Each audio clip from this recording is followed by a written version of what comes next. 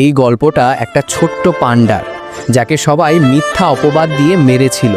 সে কিছুই করেনি, তবুও সবার সামনে অপমানিত হলো। চোখে পানি, হৃদয়ে কষ্ট, কিন্তু সে হাল ছাড়েনি। মা শুধু বলেছিল, প্রতিশোধ মার দিয়ে নয়, যোগ্যতা দিয়েই জবাব দিতে হয়। সেই কথা সে মনে রাখল। দিনের পর দিন পরিশ্রম করল, কখনো পড়াশুনো, কখনো কাজ, কখনো ব্যর্থতা, আবার চেষ্টা। লোকেরা হাসতো, বলতো সে কিছুই পারবে না, কিন্তু সে চুপ ছিল, কারণ তার স্বপ্ন ছিল বড়। বছর কেটে গেল।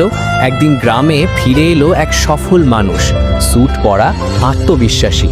সেই পান্ডা যাকে সবাই একদিন মেরেছিল, আজ সবাই তার দিকে তাকিয়ে অবাক। কেউ কিছু বলল না, কারণ তার সাফল্যই ছিল সবচেয়ে বড় জবাব। মনে রেখো, প্রতিশোধ নয়, নিজেকে প্রমাণ করাই আসল জয়। আর যদি গল্পটা ভালো লাগে, তাহলে পান্ডার জন্য একটা লাইক আর সাবস্ক্রাইব করে দিও।